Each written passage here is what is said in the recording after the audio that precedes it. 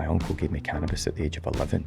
When I'm 15, I'm taking ecstasy, speed, cocaine. The magistrate was stating 2 years in jail minimum, and that was a compounding of small offences over time from the age of 15, 16, product of my environment, on top of having 2 unintentional overdoses. That moment when I was gifted a second chance, I started for the first time in my life listening to my authentic thoughts, who I really was, listening into them and consciously crafting me and my life and not being a product of my environment. There was a number of events that were so heavy and so challenging that encouraged me, that were like, wake up, wake the fuck up. Yeah. And take action. Hello and welcome back to the Courageous Leaders podcast, brought to you by the Change Creators, where we strengthen leadership teams, creating environments where people and profits can grow together. I'm your host, Joanna Howes, and today's guest is someone who's redefined resilience, Ross Anderson. A psychologist and founder of Beyond Baseline, Ross has overcome addiction, mental illness, and even a prison sentence to become a global thought leader in human flourishing. He now works with Fortune 500 companies to engineer real behavioural change and elevate performance from the inside out. So let's dive in. Ross, welcome to the show. It's an absolute honour to have you here. Thank you. Thank you. I'm very excited for this conversation. Yeah. And as you know, we go straight in. What has been a courageous moment for you in your life? I guess the first one that springs to mind is the one that was at the very beginning of my journey. Obviously, the beginning of all our journeys is birth. I think most of your listeners will resonate with this. There's a kind of programming that goes on, and then an unlearning and a relearning, and a conditioning and a reconditioning. And the most courageous moment for me, I guess, was when I was 23. I was at a bit of a crossroads in life. I was facing 2 years in jail, not your typical path. And that was a compounding of small offences over time from the age of 15, 16, product of my environment, on top of having 2 unintentional overdoses. I wasn't trying to take my life. I had 2 unintentional overdoses. I guess the result of living a very toxic life. And then panic disorder, feeling as though I was having multiple heart attacks every single day, autoimmune issues, losing friends to heroin, crime, suicide. I could go on and on. Wow. You know, home life wasn't the best. My mum remarried an ex-SAS soldier who had PTSD issues. He was an alcoholic, and there's only room for one alpha in the house, and that was not me. That's the way he saw it. And so it was just a compounding of things over time, and here I am staring down the barrel of 2.5 years in jail, and the year prior to that I'd narrowly evaded jail. I'm painting a great picture of myself here right off the bat. And I went for a secondary opinion, a tertiary opinion from lawyers, and the response was the same. You know, because of this compounding of offences, you've used all your get out of jail free cards. You know, you're going to have to walk this path. Fortunately for me, I didn't go to jail. There's a whole story behind why. I can elaborate on that. But that was that moment when I was gifted a second chance.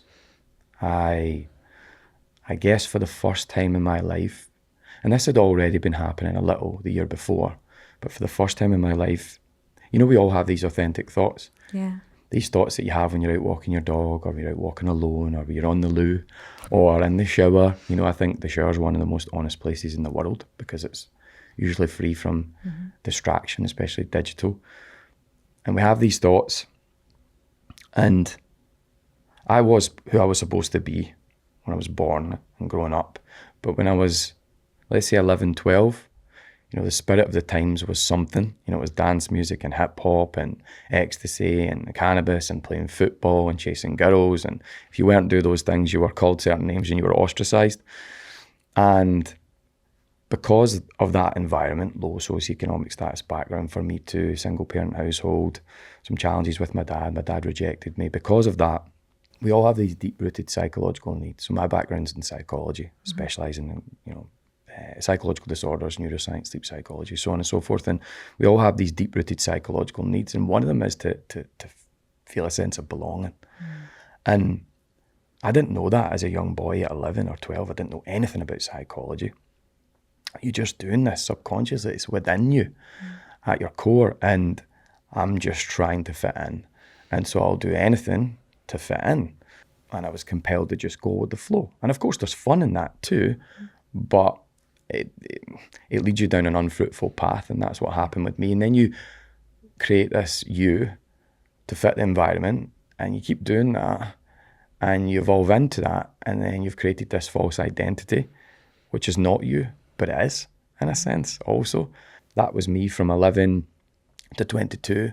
And then I started to experience so much crap in life that I thought, this isn't the way.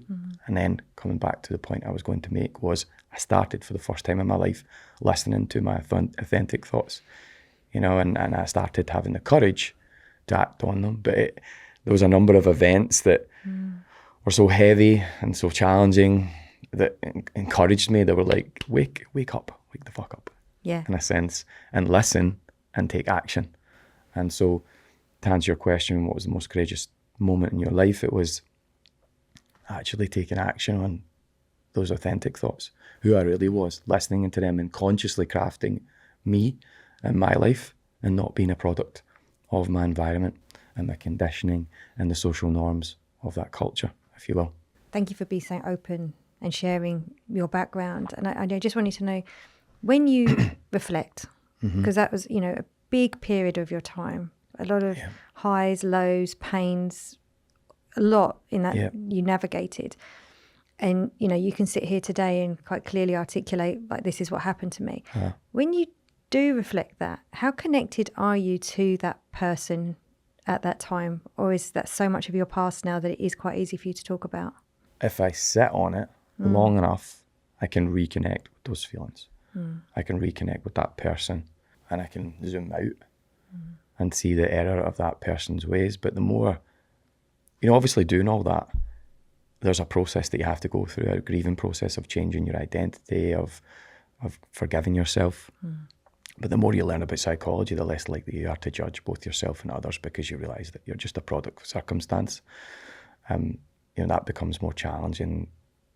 That philosophy becomes more challenging to apply to certain situations, depending on how far gone you are. If you to commit murder, for example, it's more difficult. Unfortunately, I didn't go down that path. I reflect on it, and I always feel a sense of connection with that person. I don't want to let go of that. It's important to stay aligned with that, especially given the work I do now. Because I can see, because of, I'm no Elon Musk or Jeff Bezos, but I've realised some success. For me, success is distance travelled. And because I've travelled quite the distance, you can't lose sight of the past. You don't want to live in it, but you want to understand who you were. And it keeps you humble, keeps you grounded. And that's inspiring for me. I understand I've helped people walk through that path too. And I don't know if that answers your question, but I'm somewhat connected to that past me. It's just really interesting to see your take on it, because I know there's a lot of people that their past self can still stop their future self. And I had a moment in my life where I had quite trauma. I lost my dad quite young, and it was quite a traumatic event. And for years, I let that define me. And then I was like, no, my past self can't keep getting in the way of who I want to become. And it's going to sound quite easy for me to say, it doesn't want to become an excuse not to go and do something, or not to believe I could do something. But I think, you've really nicely put it, that connection is important, to know the path you've travelled, but not to let your past dictate who you can become. And it's scary to go on and craft a new self. If you want to do all these things, if you want to realise your potential, everyone has passions. Again, the authentic self, the authentic thoughts. I'd like to do that. I'd like to try that. I'd like to explore that. But in order to do something you've never done, you're going to have to become someone you've never been. Reinvention, which means doing things differently, which means discipline, which means effort. It is effort. Utilising your brain. It means potentially saying goodbye to friends, family members, which I've done over and over again, because growth and improvement is lonely. It can be, until you find people who are like you, who share your values. And that's courage, That's courageous, is to say, I want something, or I have an inclination. You don't even have this big plan or this big vision. You just need to have a compulsion, an inclination. So, like, I fancy a shot at that. You know, Yeah. I think I'll try that. But the thing is, so many people think those thoughts but don't act. I do want to go to what happened after your second chance. I just want to get clarity on how do you know, how could you recognize what was an authentic thought versus what would you say is an inauthentic thought? How did you start to work out the difference of which one to listen to? That's a difficult question. But some things you just know. You know, I could sit here and, you know, attempt to utilize my psychological understanding or awareness to answer that question. But sometimes you just know. And I think there's a feeling and a sense in all of us when we are connected with the best of ourselves, when we're aligned with, you know, the highest versions of ourselves, whatever you want to call it, the most virtuous version of yourself. You just know it's fulfilling on a biological, psychological, and a spiritual level. As a youth, I am not thinking that way. But you just know there's some things that you can do. You want to explore. For example, with me, I was very interested in writing music, writing my thoughts, writing poetry. I love music, all forms of music. But did I tell my friends that I loved the Spice Girls and classical music, you know, and not just, you know, Tiesto or something like that? No, I did not, because I would have been ridiculed, you know.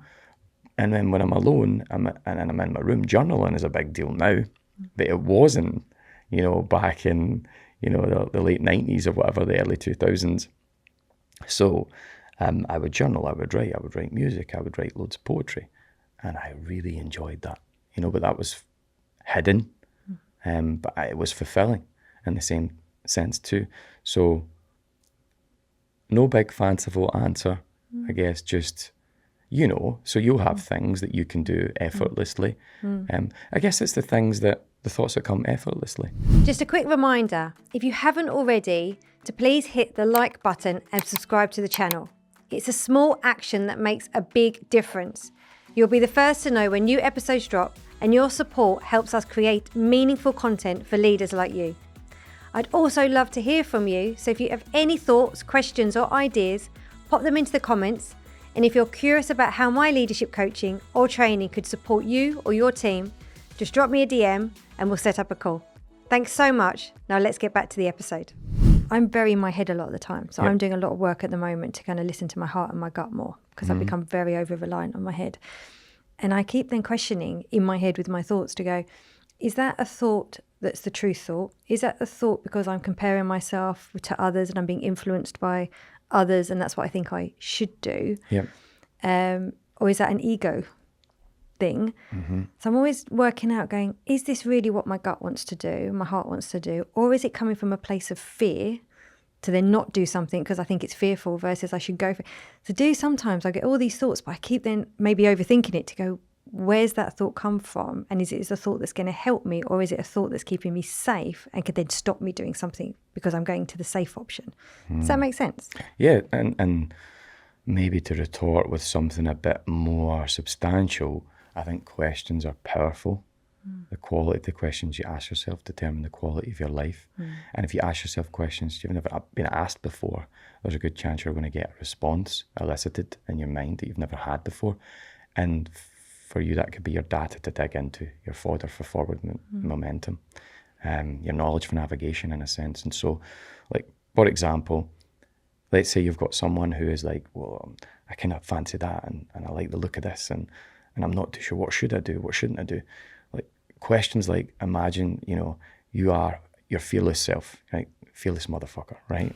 That's what I like to think of this question being termed, but you're a fearless mother effer, right? And in this makeshift scenario, everything you touch turns to gold, you cannot fail, you only deal in the language of success. But with that mentality, that fearless mentality, what 1 to 3 things do you chase the next year to 18 months?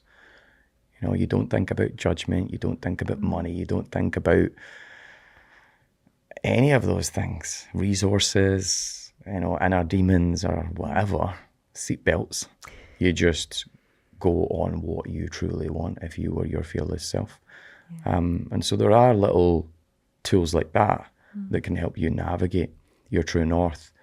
And also I think there's a lot to be said.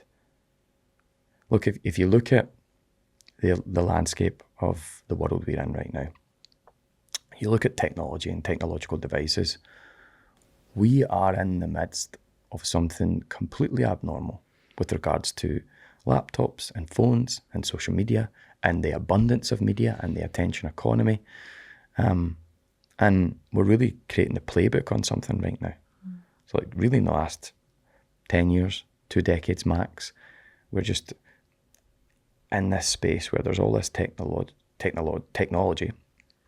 and it can be quite consuming. So I think the average 13 to 35-year-old today in modernity consumes upwards of 4.5 hours of media per day.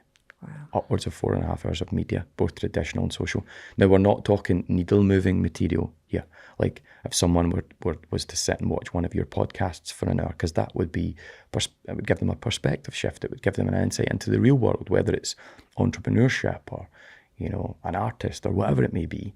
It's browser blackout, app amnesia, unnecessary consumption of toxic content, the doom scrolling. And by the way, back in 2011, the average person spent 90 minutes consuming media. 90? 90. 2019 pre-pandemic, it was 2.5 hours. Post-pandemic 2021, it was 3.5 hours. And now in modernity, the average 13 to 35-year-old spends upwards of 4.5 hours of their waking day consuming media, not the needle-moving stuff. That's almost a third of your waking day. That's daily. That's scary. A third of your waking day, which means people are throwing away a third of their lives, in a sense. We also sleep a third of our lives. We spend a third of our lives on a mattress. So, sleep a third of your life, throw in another third of your life, and then think of all the other distractions in life. So, to my point, when it comes to making decisions, I think a lot of people would be in a better position psychologically, and they would be more fulfilled if they sat in stillness and sat with their own thoughts. That's a scary thought for many people. But a good litmus test for how happy and contented you are is, can you sit in stillness for an hour? And probably not many. The answer is no for a lot of people. And until I started to explore stillness and detachment and meditation and degrees of separation from our technological devices, I couldn't either. You get agitated, you get very fidgety. There's actually a form of meditation that's really powerful. So you've got all this physical training, but I love mental training. Training the mind. 100% of our lives is lived through the mind, but yet only 2 to 5% of people train their minds.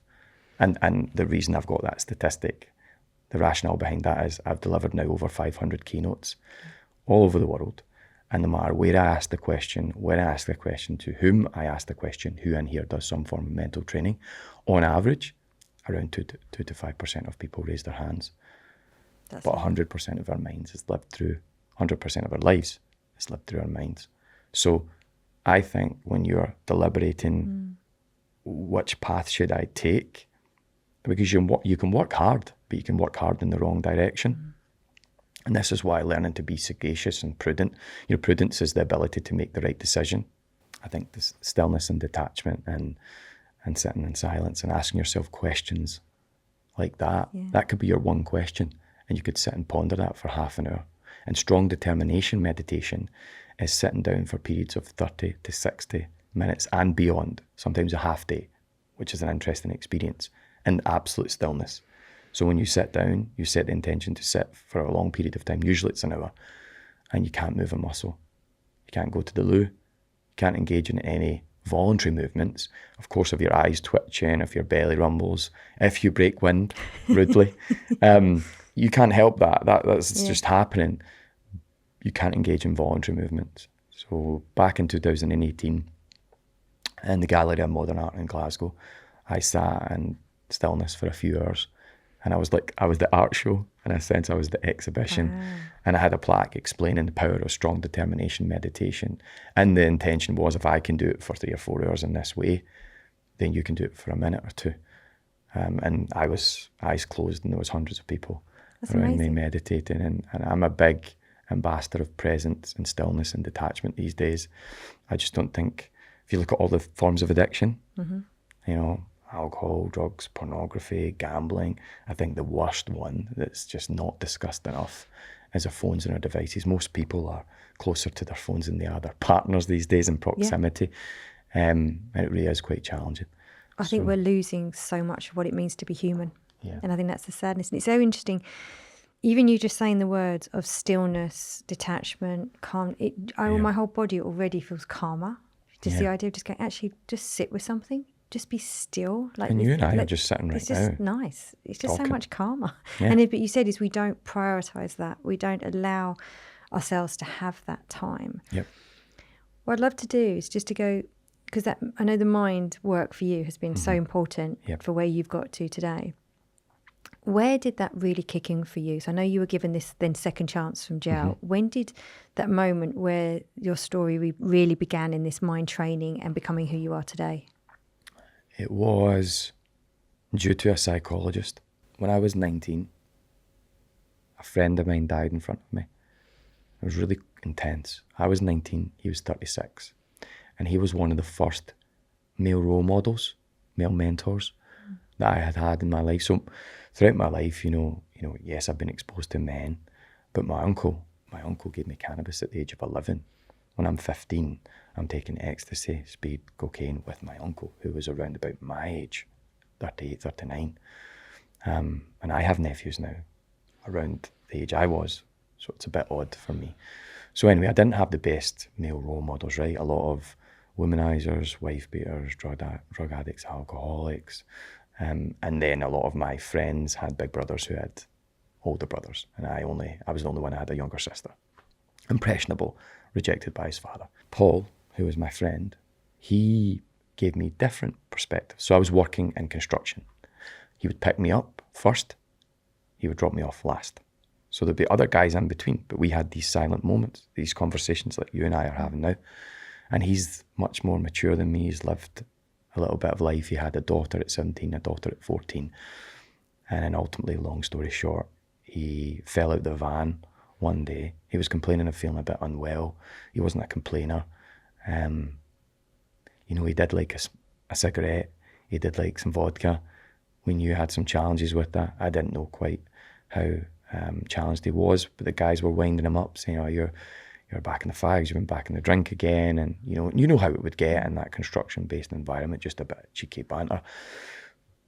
But it was worrisome for me, and he was getting in and out of the van, and then he said, "I think one of you has to take me to the hospital." And knowing that he wasn't a complainer, that's when alarm bells started ringing for me. And the van was parked on a big wind curb, which is a deep curb, so it was elevated. And he took a deep breath in. I was sat behind him. I couldn't see him, but I was sat behind him. And then he fell. The van door was open. He fell, and he fell onto his face. So I opened the door, and it looked to me as though he was taking a fit.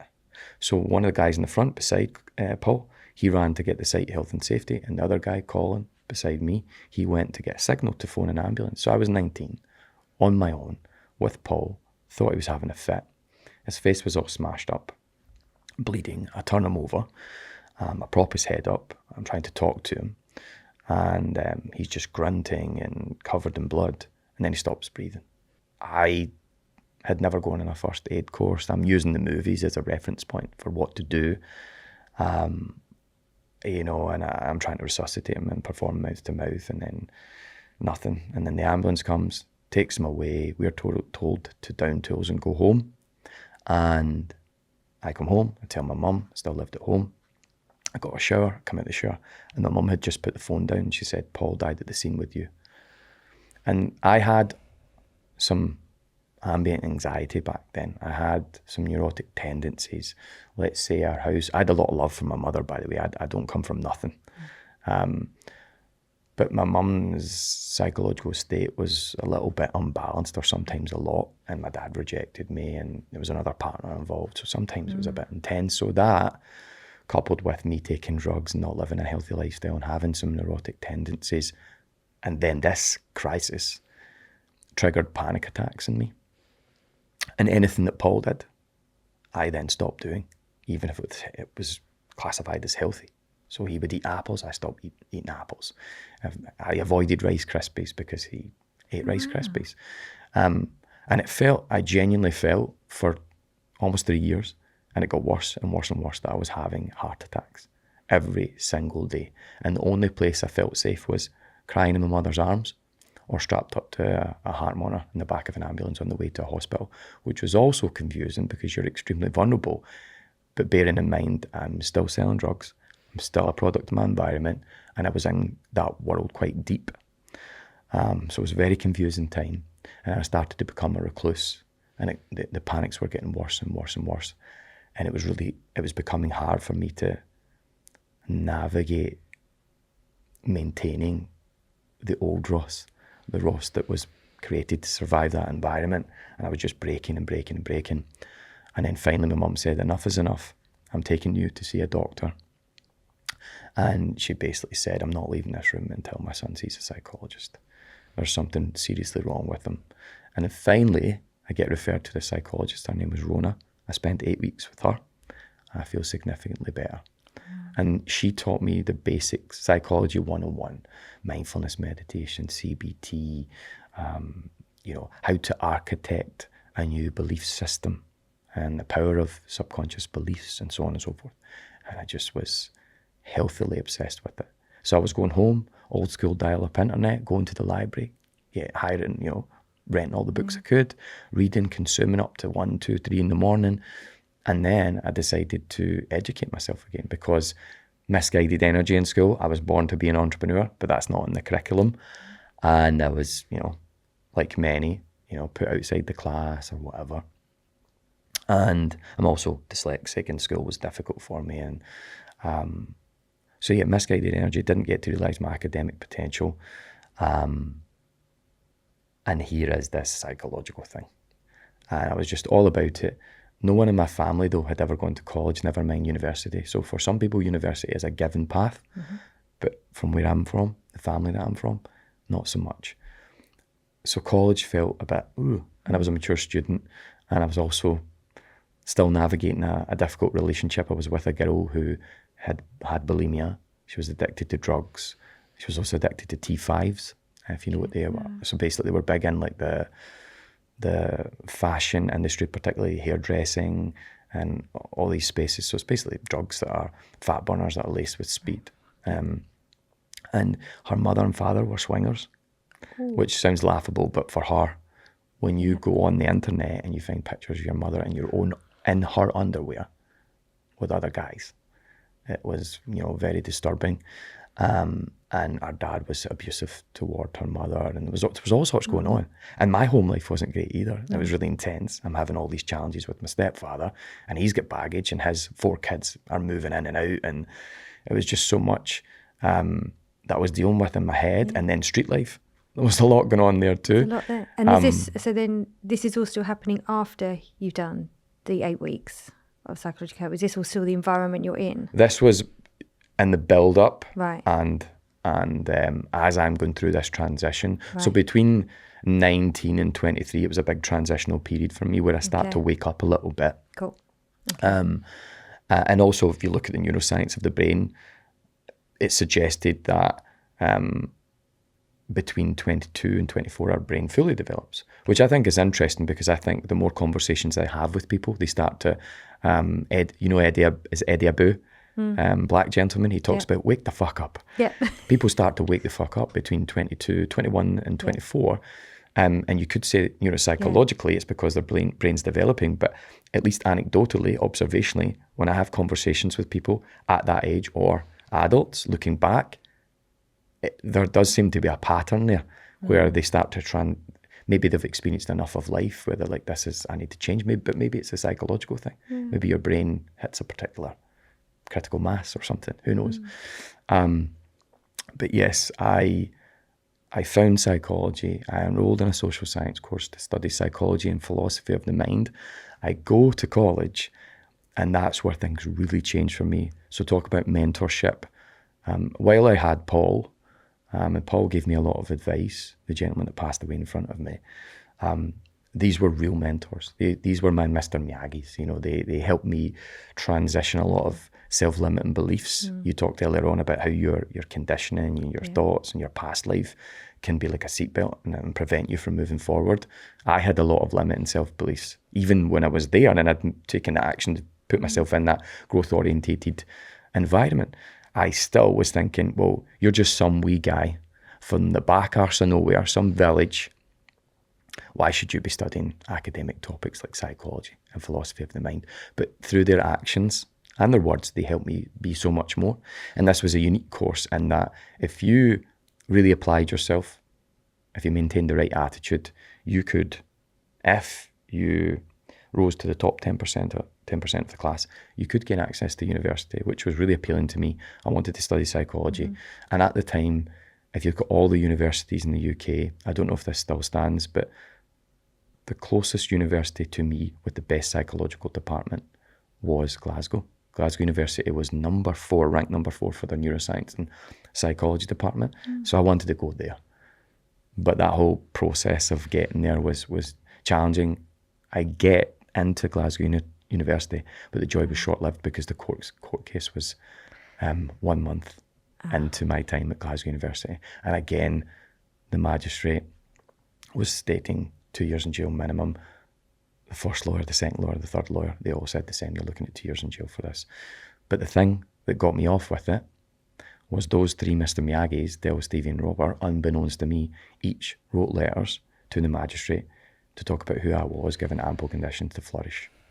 I didn't find this out till 6 months after, post-court, post that day in court. And yes, I had to deal with a lorry load of consequences.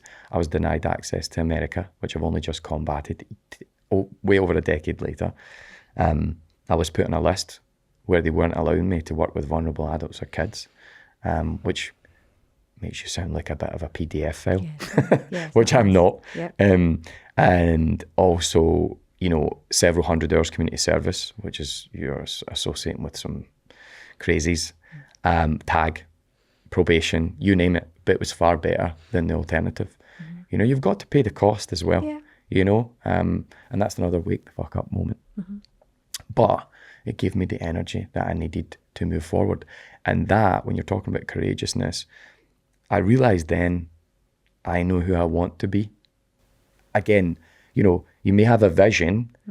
The vision isn't clear, but behind, I guess, a stone-clad wall is a beautiful tapestry of a life that could be. And maybe you can see some of that tapestry because you've had some realizations, but then to reveal more of that, to know the way, you must first walk the way. So you've got an idea, an inkling. You've got to be brave enough to move toward that. And in that day in court, I made a new pact with myself, a belief of better. And sometimes that's all you need to begin the transformational process, belief of better and the will to act in accordance with that. And I decided to learn as much as I possibly could about how to navigate this world as best I could. And that's when I really thrust myself into being an experimenter, embracing my inner Einstein, throwing a metaphorical lab coat and goggles and jumping in and learning about psychology. And then, that's all she wrote. It's a remarkable story. Thank you for sharing it with us. And I just love that belief in better, because that a belief in better might mean something different to what your belief in better is, but just to have that belief, to have better, to be better, to want to show up better. I think that's just a lovely belief for anyone to have. And beliefs are, when you think about beliefs, right, and the effect of a belief, it's kind of hard to really think about it psychologically, but I'd love to give you a little practical example, right? So this shows the power of your beliefs. So you are where you are because of your programming and your beliefs. I am where I am because of my programming and beliefs. I was where I was because of my programming and beliefs. Whether they're conscious or subconscious, that's the truth. I like to showcase the power of a concept tangibly. So I'm always thinking through ways to do that. And this exercise I'm about to share with you, I suggest you do it with a group of friends. I've done it in corporate. I've done it with athletes and groups of athletes. I've done it with a lot of school kids as well. And I frame it as being like a plank challenge. When you get down and you plank, everyone knows how to plank, I'm sure. So like a core ab exercise. But the room is in on the joke or the kind of, I guess you could say, manipulation. So let's say you have an audience right? So they're in on it, and you reveal some information to them. But then you have your experimental group. Group A, you're talking to them. Group B, on the right-hand side, they've got their fingers in their ears and they can't hear what you're saying to Group A. So you ask them if they know how to do a plank, and you show them how to do that. And then you ask, what do you think? How long do you think the average person can plank for in your age group? And then they give you some answers, and I'll say, well, it's actually 1 minute, right? So then, okay, they're all good. Put your fingers in your ears, wax earplugs, whatever it may be. You walk over to the other group, take your fingers out your ears. Okay, can you do a plank? Yes. Your age category, how long do you think the average person can plank for? And they're like, blah, blah, blah. I'll say, okay, it's actually 3 minutes. So obviously, it's both situations are receiving different information, and there isn't really an average. There's not been too much research conducted on that, but it probably is something like 1.5 minutes to 2 minutes, right? But there's differences across gender and age and whatnot. So either way, I'm giving both groups false information, but the point being, one group's getting a limiting belief and one group's getting an empowering belief, and then I let the crowd in on what's going on. So both groups are being fed beliefs and conditioned beliefs. But the idea is for me to step back and set a timer and watch it unfold. And 99% of the time, this group that's fed the limiting belief, the 1 minute plank, underperforms, or they perform to the level of their belief. And this group performs to the level of their belief or more. Wow. Although you do generally get one person who's just very strong-willed, and usually it's a very unassuming young lady or a mature lady. Yeah. So just a strong-willed individual. But that's what I mean about beliefs are interesting. You need to do a lot of research into beliefs to understand the effect of the subconscious mind. Carl Jung says, until you make the subconscious conscious, it will dictate your life and you shall call it fate. And that's what's happening there with that particular exercise. I thought I'd share that. No, I think it's so important. And I think for me, the limiting belief I was carrying around for years is I'm not smart enough. Like I didn't go to college or university, yet my brother's got a PhD in dark matter. So we were always compared. Yep. So, well, I'm not the smart one. And then the minute I did some work to go, no, I am smart. Hang on a minute. I can do this. I can do this. You've got Stephen Bartlett out there who's not got a degree, got Richard Branson's not good. Just go, hang on, it's enough evidence that I am smart. So as soon as I changed that belief, hence why I can now do this, why I can now run a business, because I'd stopped letting that belief keep me shut away from what my potential was. So thank you for sharing that, because I think it's a really practical way for people to understand what they're choosing to believe right now could be the thing that's either empowering them or keeping them stuck. And Just that belief. You get to choose. Yeah, you do choose. Are you externally influenced or are you internally guided? Just a quick reminder, if you haven't already, to please hit the like button and subscribe to the channel. It's a small action that makes a big difference. You'll be the first to know when new episodes drop, and your support helps us create meaningful content for leaders like you. I'd also love to hear from you, so if you have any thoughts, questions or ideas, pop them into the comments. And if you're curious about how my leadership coaching or training could support you or your team, just drop me a DM and we'll set up a call. Thanks so much. Now let's get back to the episode. So does this all come into this sort of work is what you would call the mental training? Yes. Okay. So mental training, think of mental training as the umbrella term. Beneath that you have forms of mental training. Then you have associated practices and corresponding benefits. So just like you would with physical training, right? There's a lot of parallels between mental training and physical training, but it's just that not that many people have as much awareness of the mental side of things. So, and I think that's by design. If you look at the educational system, but we won't get into that. Maybe that's another podcast. Anyway, so the physical side of things, there are certain exercises, routines, practices that you can engage in physically that can bring about these positive corresponding physical benefits. I'm simplifying here, but if you want to get strong, what do? You lift heavy stuff. If you want to be more flexible, you get down, you stretch and you work on your mobility. If you want to build your endurance, you run at pace over distance. Again, I'm simplifying, but there's certain exercises and routines, physical, that you can engage with that will create these corresponding physical benefits. It's the same psychologically. There's certain interventions, methodologies, practices that you can engage with that will bring about these corresponding mental benefits, more hope, more faith, more resilience, mental toughness, fulfillment, contentment, gratitude, and a load more, all things we'd want more of in our lives. But it's just that we don't have as much of the awareness of the tools to achieve those positive ends psychologically. So mental training, forms of mental training, associated practices and corresponding benefits, and beliefs. You know, that's a segment, that's a form of mental training. Self-awareness, emotional intelligence, journaling, meditation. You could go on and on and on. And there's so many subfacets of psychology. People don't know, like people think, when I tell people my background's in psychology, they think I'm psychoanalyzing them. It's practical psychology. There's real practical utility. And again, 100% of our minds is lived through the brain. There's over 75 forms of psychology. Developmental, atypical, abnormal, evolutionary, cognitive, conceptual and historical issues within psychology, behavioural, new emerging fields, interference psychology. I could go on. And a lot of them are extremely fascinating. So what do you think? Because you said it's like, I think it was like 2 to 5% maybe are doing the mental training.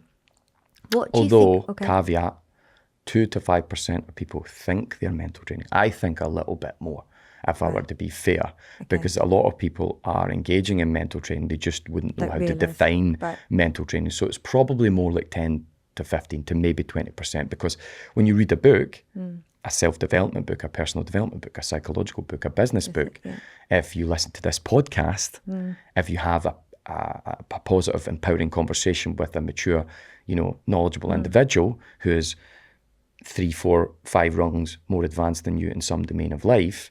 If you exercise, mind feeds body, body feeds mind. So there's a lot of things that people will be doing that could be considered mental training. It's just they've never really had it framed that way. Okay, so it's bringing that awareness to actually, you might be doing more than you think. Yeah. But what do you think at the moment? Because as you said, there's so many books out there. There's lots of information about, and even like I work with leaders predominantly, and there's now within my coaching a lot more talk about psychology of the mind. What do you think you noticing is that root cause that's just stopping people going there? It's the self-awareness piece. The deeper you go, the more you know about you, in brackets, the quicker and further you'll grow, and the more fulfilled and successful you'll be. I went on this journey of, you have to go out and you have to be brave. To deepen your sense of self-awareness, some of it is sitting and thinking and asking questions and reading books. Some of it you have to go out into the field of life and be courageous to learn and to, again, continue to deepen that keen sense of yourself. But I think to really unlock potential, you really need to understand who you are. For example, if I asked you or anyone, let's say if I asked the average person in the street, if we went out there today and I said, okay, approach someone Simon Squibb style, if you know who that is, I'm sure you do, right? And rather say, what is your dream? I say, excuse me, what is your strength, right? Most people would look at you either dumbfounded with a face of confusion, or if they engage with you, they would probably recite the bottom third of a CV. Okay. And that's not true self-awareness. That's a learned response. That's a socially learned response. But your strengths are a combination of what you've been born with, combined with what you've been exposed to and experienced throughout life. So you were born with unique genetics and a particular personality, and you've been exposed to completely different things than I have, and vice versa. And those things coalesce to give you, whether you think it or not, unique strengths. And this is just one form of self-awareness. There's layers and layers and layers. But when you can tap into that means you're operating from the stronger parts of yourself. Yeah. But if people don't know, and most don't, that means they're operating from the weakest parts of themselves. Yeah. And I noticed before I knew, I was operating from what I thought people thought of me, because I didn't know me. Yeah. So I just judged myself and how I saw other people treat and what they expected of me. I thought that was my limit. Yeah. And a lot of confidence. People will say to me, Ross, you're really universally confident. And some of that comes from, in psychology, we have something called the competence loop. So the more competent you become, the more confident you become. Yeah. And that's there's an element of confidence in that, just being, applying yourself regularly and persistently. But you can get a lot of confidence and a lot more confidence and fulfillment by knowing who you are psychologically and even biologically. So on a genetic level, my father, even though he rejected me, wasn't in my life for a while, he was still on the periphery. And when I was 8, he fell into a type 2 diabetic coma and almost died. And it was scary. He lost half his body weight. And like me, he's already slim. Later on in life, and he's not that healthy as a result of that, but it didn't change his lifestyle. And later on in life, I got into blood work and wellbeing science and genetic testing and all this. And I took my first genetic test and I found out that I had certain gene variants that put me at the top 1 percentile of risk for type 2 diabetes. Now, I can mitigate that by doing blood work and particular lifestyle interventions. We all have a particular genetic predisposition. It's a loaded gun, but that, you know, if you, in epigenetics, epi means above. So you don't have to be at the mercy of your genes. You can hover above and you can consciously navigate your life. So for me, because I intermittent fast, I watch my diet, I exercise, I do all these things, I'm not expressing that potential negative predisposition. The reason I'm telling you that is I now understand on a genetic level one of my genetic weaknesses, but I also understand some of my genetic strengths. So I mentioned to you just before this conversation, 2020, I broke a burpee world record, the hour-long chest-to-floor burpee world record. So 856 burpees in an hour. And I say that because during that process, I found out that, the guys in the lab said I had the equivalent of a third lung.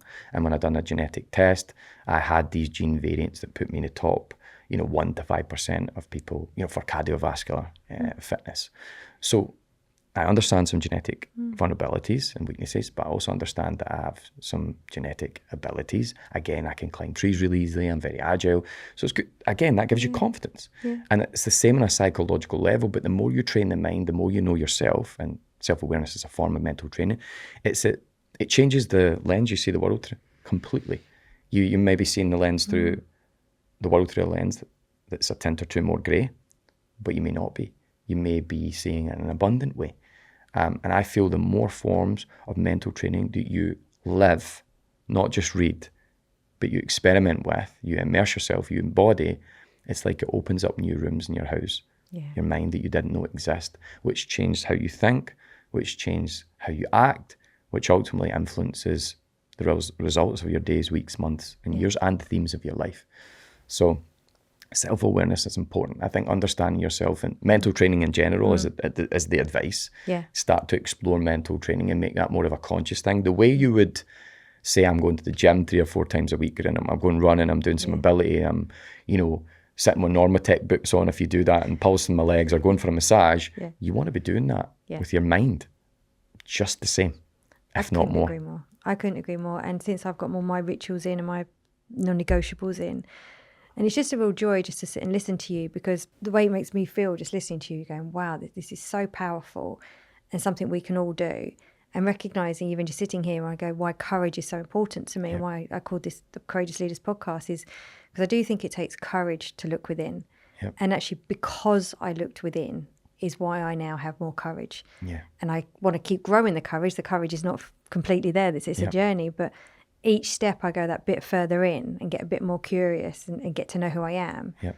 It's okay to be more vulnerable, more courageous, putting yourself out there more, and then the more people you can connect and help with this knowledge. I just want to thank you. It really is a pleasure just sitting here having this time, and it's a lovely, because it's just me and you in this room. But it's actually, for people who aren't here, it's a lovely calm, really lovely calm environment, just sitting listening to your story and your courage to have lived your story and to be sharing your story and to be sharing it with us today. I really, really want to thank you for. You're welcome. I feel the need to say one final point on courage. Courage can be willed. You can will courage, right? And it can be hard and it can be lonely.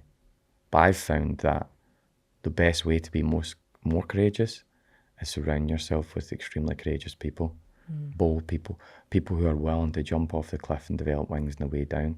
It's easier then. So I was just in Spain. I'm going to give you a bit of a story about courageousness. I was just in Spain running the Better Man Retreat. It's a new branch of Beyond Baseline. And it was all about empowering men biologically, psychologically, spiritually, financially.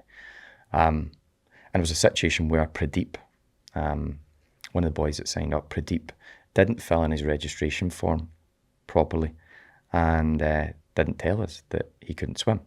So on the second day, we had this big beach workout, and he looked a bit perturbed. And the head of fitness said to me, Ross, Pradeep's looking a little bit out of sorts. So I had a word with him, and then Chris Anderson, one of the other attendees, comes along and says, Pradeep can't swim. I was trying to teach him how to swim in the pool just yesterday.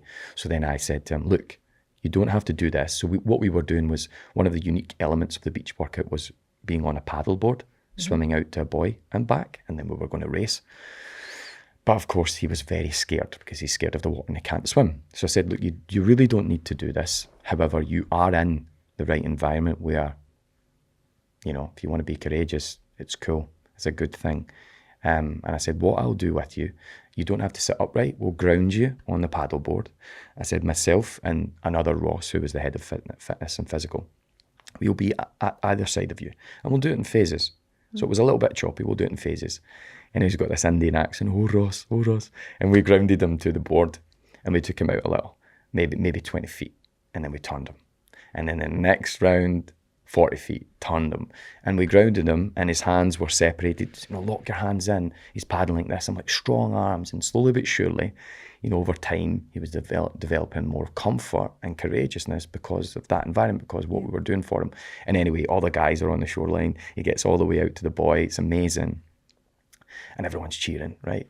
But then on the final day, because of his courageousness, we went canyoning to jump off cliffs and, explore caves. And there was a lot of swimming involved. And the first jump, he jumps right in. He just jumps right in. And then another attendee, Barry, was like, no, I can't do this. But then in the second jump, because he'd exercised that courageousness, both on the beach and then just moments ago on the first jump, he's like, I have to do it. Pradeep did it. I have to do it. And he did it. Yeah. And so that's what I mean. It's important to, whether in business and athletics, as a parent, just surround yourself with people who, are willing to push. And to go there. Yeah, to go there. It lifts you. I've done that canyoning where everyone jumped. The people you surround yourself with and the environments that you frequent, in my opinion, relational capital. You are, assess your relationships to ascend your life. Look at your sphere. Look at your environment. Your relationships can raise you up, but they can shackle you too. Yeah. But if we're talking about courage, rather than just willing it all the time, be around about people who do that. It's their standard. Oh, it is, and it isn't. Is that you become the 5 people you surround yourself with? Yeah. And it's like when I couldn't jump off the canyoning, and the encouragement from that, they just all encouraged me. You can do it. And I was like, do you know what? I can, and I jumped. Yeah. So you've done this. It's the best feeling in the world. Yeah. But I was the person who couldn't do it. Yeah. But then seeing everyone else doing it, it's like that belief, like they can do it. Yeah. I can do it. I'm seeing them do it. And it does. And, so I'm not the best with heights either. No, but I feel like when you exercise it that much, you're just like, do it. Just do it. Because they're doing it and they're okay.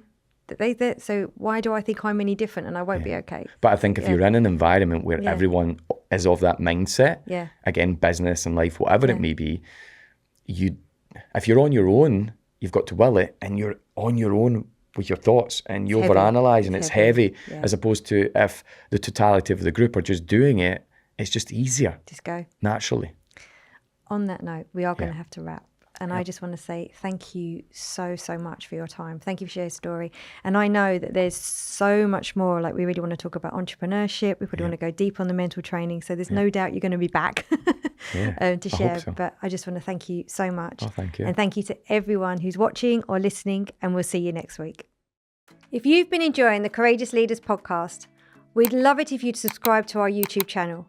Your support helps us keep creating quality content and reaching more leaders like you who are ready to grow and make a real impact.